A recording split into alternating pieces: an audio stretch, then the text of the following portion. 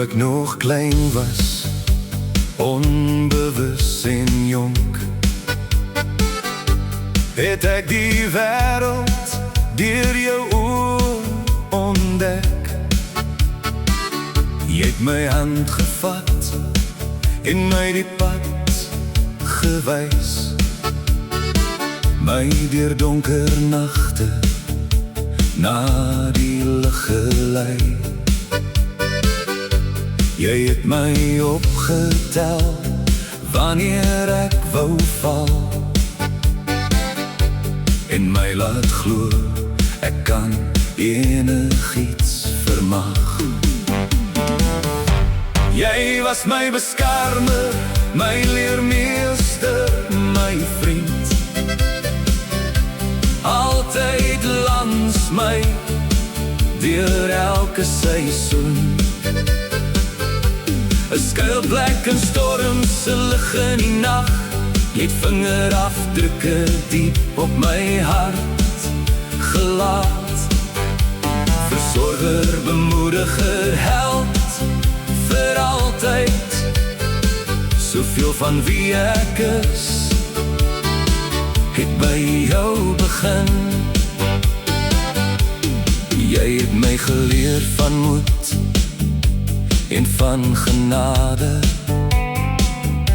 om weer op te staan na elke nederlaag. Deur elke oorwinning, elke swaar seer kry, het jy altyd meer in my gesien as ek self.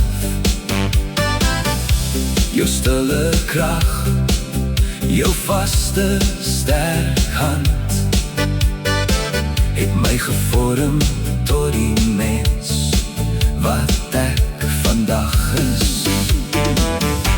Jy was my beskermer, my leermeester, my vriend,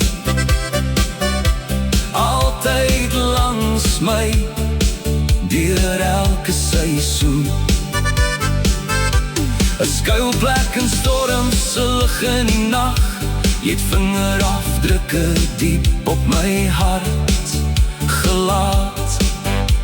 Versorger, bemoediger, held, vir altyd, soveel van wie ek is, het by jou begin. 'n vader dra soveel hoede deur sy lewe, sommige gesien, ander ongemerk,